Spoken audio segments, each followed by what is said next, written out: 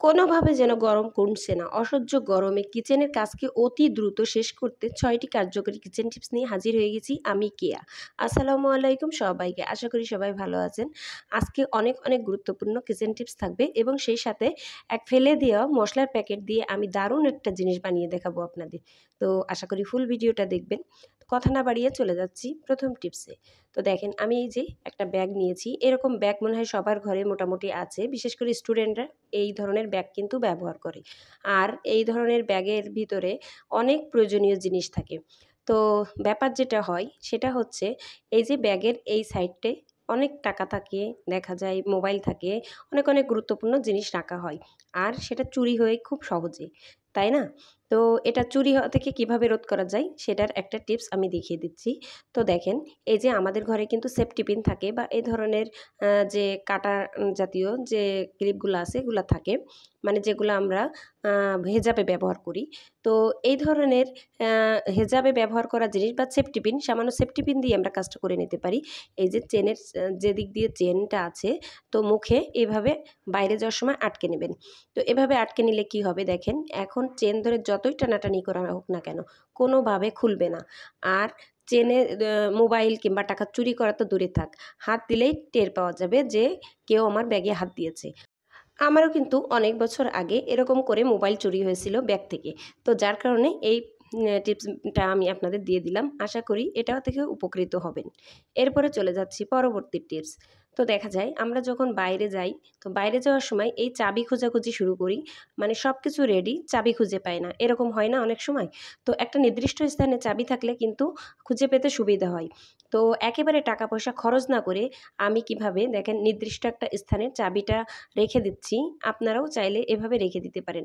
এতে কোনো টাকা পয়সা লাগবে না বা একেবারে ঝামেলামুক্তভাবে এক সেকেন্ডের মধ্যে তৈরি করা যাবে। তো এখানে আমি একটা ডাবল টেপ নিয়ে নিলাম।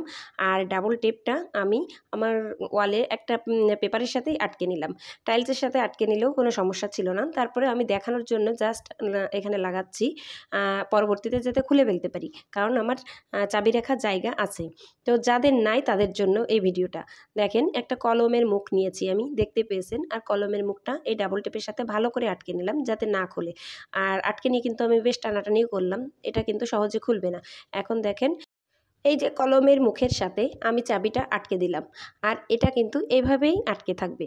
তো একটা নির্দিষ্ট স্থানে থাকলে বাইরে যাওয়ার সময় কিন্তু আমাদের খুব বেশি খোঁজাখুঁজি করা লাগে না। সবাই বুঝতে পারে বা জানতে পারে এখানে চাবিটা আছে।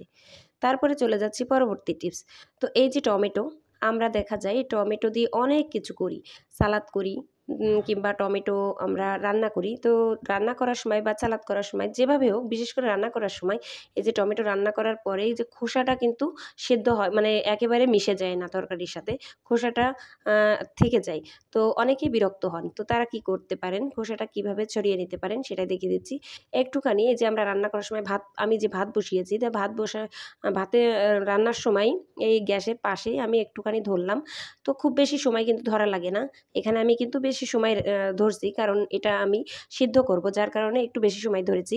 তো অল্প একটু সময় ধরলেই কিন্তু হয়ে যায়। এই দেখেন খোসাটা কিভাবে উঠে আসছে।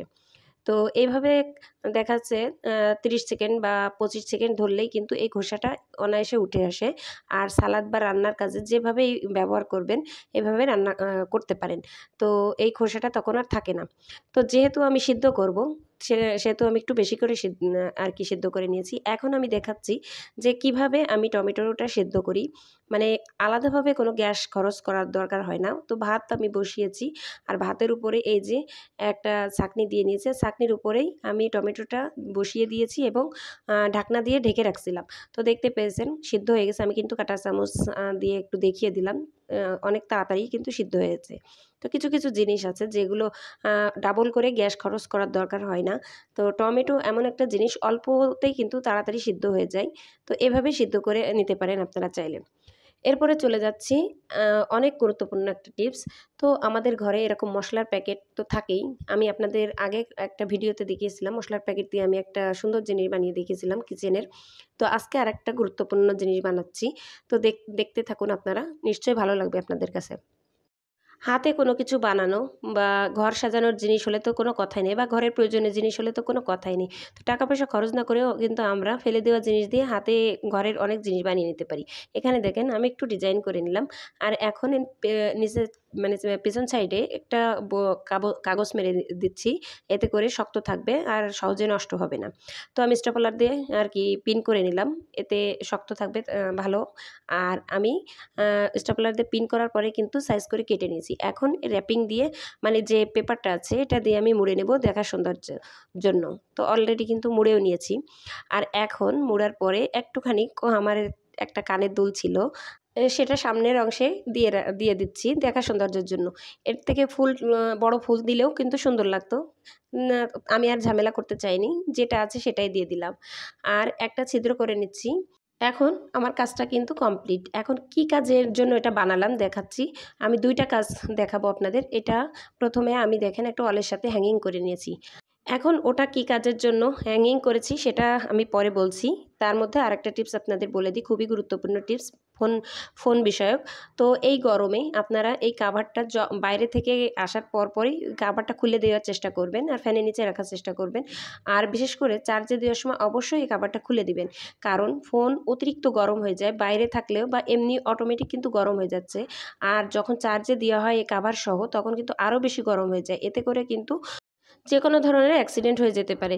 তো অতিরিক্ত গরম হয়ে গেলে, ফোনে চার্জে দিয়ে অতিরিক্ত গরম হয়ে গেলে কিন্তু অনেক সময় ফোন আর কি ব্লাস্ট হয়ে যায়।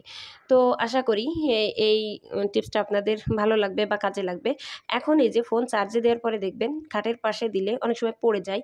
তো সেই জন্যই কিন্তু আমার এই উদ্যোগটা নেওয়া। দেখেন আমি একটা মোবাইল হোল্ডার বানালাম, আর সেটা হচ্ছে ফেলে দেওয়া একটা মশলার প্যাকেট দিয়ে। এখন এটা আমি এই যে এক সাইডে দিয়ে দিয়েছি। এখন এখানে থাকলে কিন্তু কোনোভাবে বাচ্চারাও ধরতে পারবে না, পড়ে যাওয়ার সম্ভাবনাও থাকবে না। এছাড়াও আরও অনেক কিছু আমরা রাখতে পারি।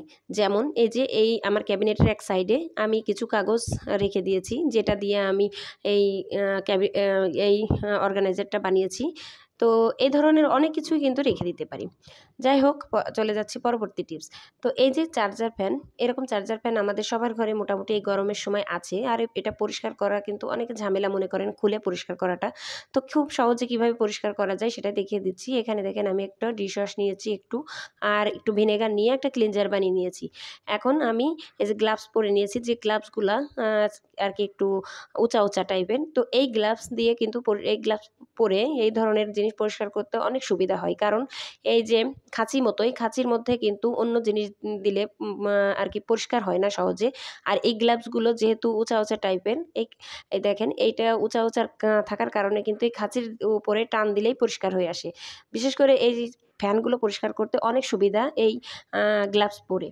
তো এই জন্য আপনাদের সাথে আর কি শেয়ার করা। তো এই একটা গ্লাভস পরেছি আমি পরিষ্কার করার জন্য, আর আরেকটা হাত খালি রেখেছি, কারণ গ্লাভস পরে হাত দিয়ে ধরাটা ঝামেলা হয়। তো দেখেন কতটা ময়লা বের হয়ে আসছে। তো আশা করি এই টিপসটাও আপনাদের অনেক বেশি ভালো লাগবে। প্রচণ্ড গরম, এই গরমের মধ্যে স্কুলও খুলে গিয়েছে। তো বাচ্চাদের সবসময় চেষ্টা করবেন যে একটু স্যালাইন দেওয়ার জন্য। আর বাচ্চারা যাতে রোদ্রে না যায় বা এই গরমের মধ্যে খুব বেশি গরমে না থাকে, একটু খেয়াল রাখবেন। স্কুলে তো যেতেই হবে, কিছুই করার নেই, কিন্তু বাচ্চাদের দিকে খেয়াল রাখবেন। আর আজকে এই পর্যন্তই। সবার কাছ থেকে আমি এখন বিদায় নিয়ে নিব। আর সবাই সাবধানে থাকবেন, সুস্থ থাকবেন। আল্লাহ হাফেজ।